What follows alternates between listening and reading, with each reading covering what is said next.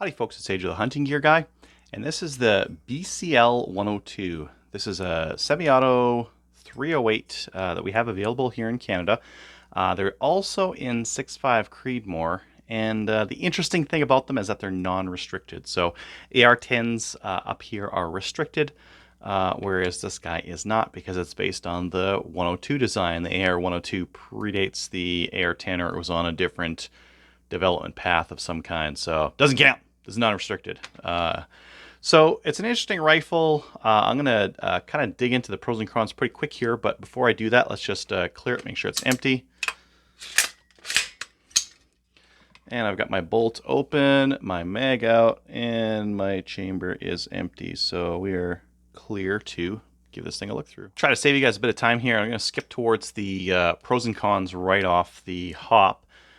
Pros for this thing, number one is price. I got this guy for $13.98, so just under $1,400, and I got a 308 rifle ready to go. Let me throw some sights on there, and that's all you need. So that's a big pro because here in Canada, the Stag 10 is right around $19.50. Call it. You can build it for a little bit cheaper. The receiver set is $650, $695, somewhere around there. So it's hard to build a Stag 10 for this price, for BCL price. Another of the pros, I do like the bolt release button. It's got a bolt release button right here, so that when the bolt is to the rear, all you need to do is press that button and it releases the bolt. So that's kind of interesting. And it's a pretty ergonomic spot, so you don't need the bad lever, and you don't need the possible ND. The trigger itself isn't that bad. It's about a 6.5 pound pull, and it's got a little bit of take up at the front there, but overall this is a super serviceable trigger and one that I wouldn't mind running. It's not absolutely terrible, and not bad over travel either. So the trigger on it is okay. You don't need to replace it. And then accuracy was sometimes good. Usually it was right around 1 inch to 2 inches. I would really prefer to get like 1 inch out of a rifle like this, because this is something that you'd want to shoot longer range. But a lot of my groups, like even just factory stuff, are right around 2 inches. So not terrifically great. Now, some of the different cons. The first one is reliability. This rifle, as I got it in, when did I order this thing? November of last year. It took until April for them to resolve the issues in it, and I think that was unacceptable. Their customer service was really slow. About a month ago or something, like, when am I? June, May, April, 2 months ago. They hired a new guy, and he's been kind of getting to these things as he's been getting to them. So I got some new parts in the bolt, and that fixed the ejection issue that I had. But some other people haven't been as lucky as I have. With mine, I just had to replace the gas rings, ejector spring, extractor spring, and the little donut that goes around with the extractor as well. So kind of all the parts in the bolt there, just change them all out and put all new ones in, and it started to extract. Whereas before it was stovepiping most of the time, and it had very weak ejection most of the time as well.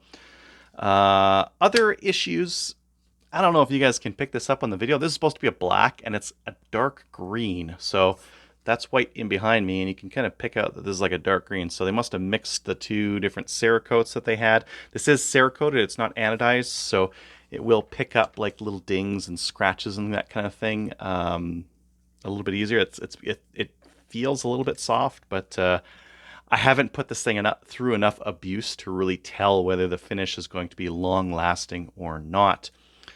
In terms of other cons, the forend on this thing is too heavy. It's way too heavy. The forend on my WK is like half the weight of this thing. It is just a beast. It's just way too thick. It's got way too much meat in there. You're never going to need something this thick. It would be really nice. I'm glad it's M-LOK. That's pretty cool.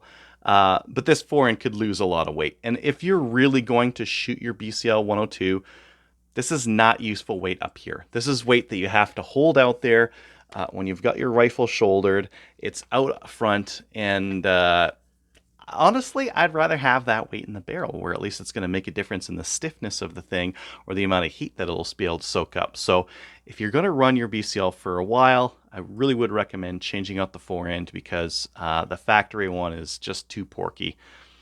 The stock that it comes with has what I would consider like a pretty big flaw. It's these jaws here. This is kind of like a minimalist style of a stock, just in how it looks and that kind of thing. But one thing that they didn't copy off the minimalist was that the minimalist has an adjustment lever that kind of comes up here. And whereas this one sits right here. So if you put the back of this thing on bags, you can actually move it just by pressing up on the bags here. So what'll happen is you'll have it out to where you want it. You'll put it up on your shoulder, and as you fire, it'll collapse on you to its shorter point, unless you put the bag somewhere else or replace the stock. I mean, I'm complaining about a stock on an AR style rifle, and realistically speaking, you're gonna replace these things on pretty much any rifle anyway, so who really cares? Another con, and again, another small one. This isn't the muzzle device this thing came with. It came with a really long flash hider. Take that thing off and throw it out. Get something shorter if you have to. If you don't want a break, if you're going to hunt with it, a shorter flash hider or shorter even thread protector would be fine. Or a linear comp or something that isn't so long and also doesn't really do anything for you, because like we don't need flash hiders. If you're not hunting at night, you're hunting at dusk maybe, and it's not like even a break or a bare muzzle is going to blind you, so who cares, right? If you are going to shoot it just at the range or for long range or something like that, a break is nice because it's not like 308 kicks a whole ton, but it's nice to be able to hold the recoil back a little bit. This is a Spectre Ballistics hex brake, and they're right around 50 bucks. So they're super reasonably priced, and they will cut some of the recoil out there for you. Now, one other issue I just want to show you guys is, and it kind of tells you a little bit about the design of this thing. Check out this dust cover. Okay, it's a really flat, plain dust cover. Who cares? It works as a dust cover, I guess. But what happens when you open this thing up and you pull your bolt out and mess around with it and try closing it? Well, it doesn't close because there's no standoff on this thing. It just binds right there. So you need to close that dust cover before you set it back all in place there. And I think like that's a design flaw. That's like that no well-designed rifle should do that. A little bump right here, and that would keep the dust cover from getting in the way and binding there. And all you need to do is just put a little bump on the upper right there. That'd be fine. And it doesn't have one. And instead, it gets in the way. So that's a little bit odd, and something that I think like kind of shows what's going on with this thing. There's some features that aren't quite well thought out. The other is that finding specs on this thing is a pain in the ass. They do not publish a lot of the specs that are on this thing. Some of them change. Trying to swap out a BCG on this thing is like rolling the dice. Maybe it'll work, maybe it won't. An example, my buddy's Stag 10 BCG would run in this rifle. My BCG out of this thing would lock up tight in his Stag 10 rifle. Someone's rifle is not to spec, and it's this one. It's not to any published spec out there. And that's a problem if you want to like the whole reason why you'd want to buy into an AR platform is that you get, oh geez, I'm gonna slap my microphone a couple times here and getting so worked up. Is that you wanna buy into the AR platform so you can upgrade and replace and build the rifle and set the rifle up for what you want to do with it. You can't do that if the rifle is built to unpublished specs. So we don't really know what's going on with some of the stuff on here. We may not be able to replace some of the stuff. So it makes it just a little bit more of a pain in the butt, kind of setting this thing up and replacing some of the features on it. And keep in mind, like this is V2 of this rifle. This is like on a V1, I think this would be okay, right? V1, there's a couple of little things. Oh, the dust cover, you gotta like fold it in. You know, who cares? It's a V1. But this is like the third version of this rifle, and there's still all these little things that aren't quite right with it that just don't feel that good. Oh, I forgot to mention that. It does have an extended charging handle here, so nice and big If you prefer to like charge it with on one side, you can, or you can still go both sides, and that'll work just fine. There's a lot of wiggle on that thing.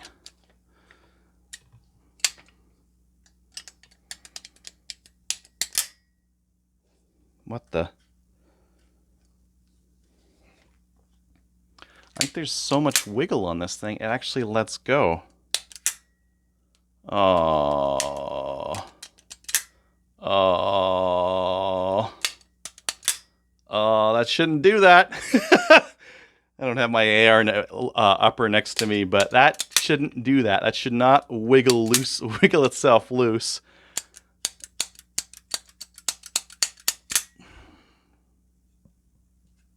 All right, on the back here, there's that minimalist stock I was talking about, and that's the adjustment that I was complaining about that can move under recoil.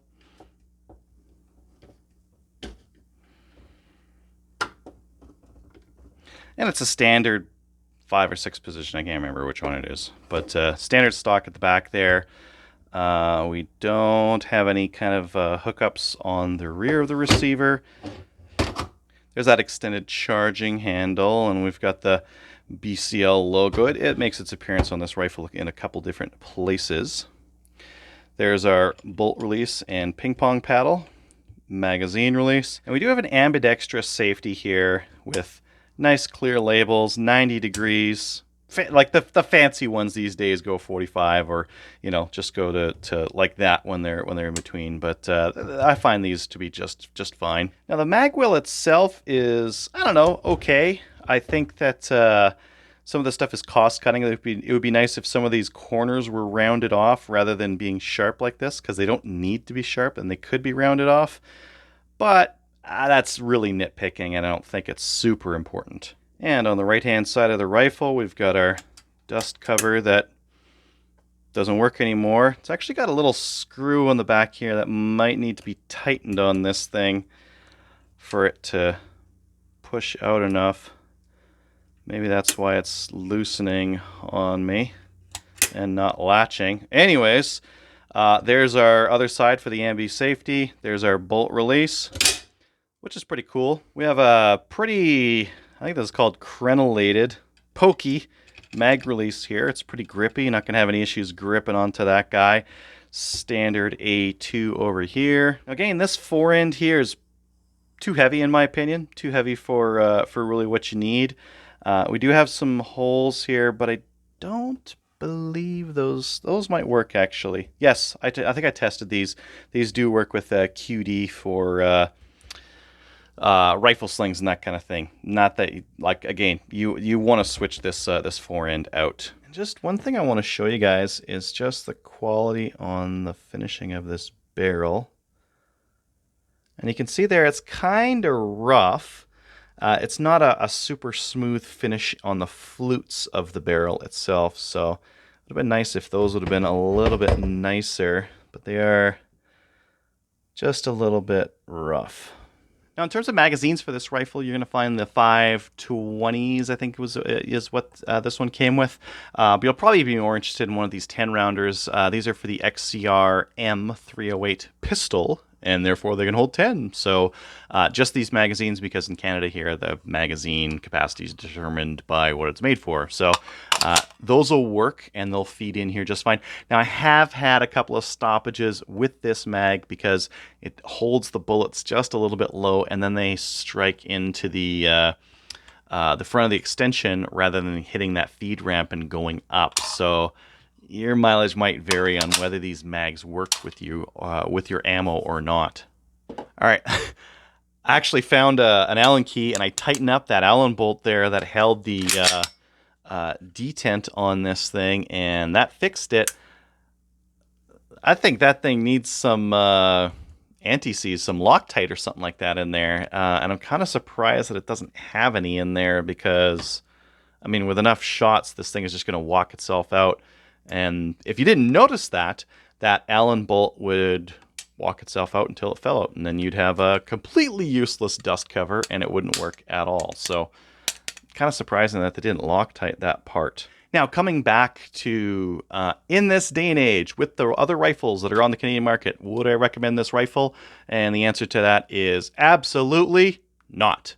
And the reason why is, if this rifle was the only non-restricted AR-10 analog here in Canada, then the answer would be maybe. Maybe buy it and replace the forend, replace the barrel. You'd get it yourself up to right around that $2,000 mark, anyways.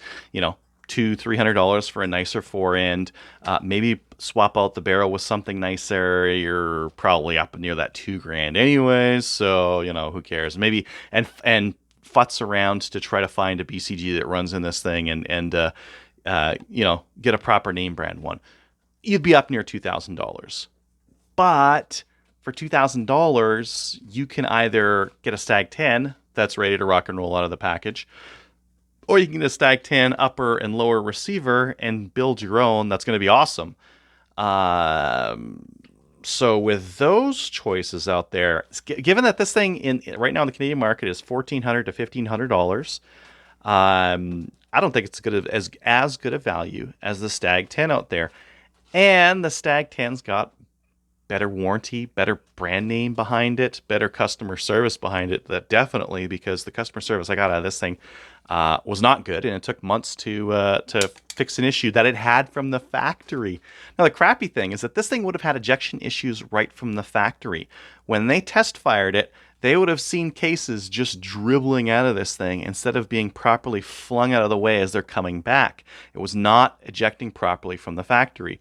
So it took them 4 months to fix something that this rifle shouldn't even shipped out with that. They should have noticed it at the factory when they're test firing it. And they're like, those cases aren't going very far. Or they're stovepiping in this thing all the time. Maybe we should fix that. Maybe we shouldn't let that get out into customers' hands at this point, right? Or at the very least, okay, send a couple out that have problems. And then if customers call you or email you, you can't call them. If they email you, fill in the form, do something about it. Fix the issues that they're having. And, they took 4 months to do it for me. So in the end, I don't think it's an awful gun. I just don't think that it's as competitive in this market. Like, there's better choices out there today. The Stag 10 is a stiffer competitor than the BCL102. Right now, we're also seeing that Troy is bringing out a 102 as well. That should be competitive with this thing in price and absolutely competitive with it in quality. But that one has yet to hit Canadian shores. Today, you can go buy a Stag 10 in a store, and it comes with a warranty, and it'll probably work out of the box just fine, and there's known specs on it, and all that other kind of stuff, right? So at this point in time, I would say, yes, this thing looks friendlier on your wallet, but the Stag 10 is the better rifle, bar none, from the factory or to build with. So I would recommend the Stag 10 over the BCL 102. Thanks for watching.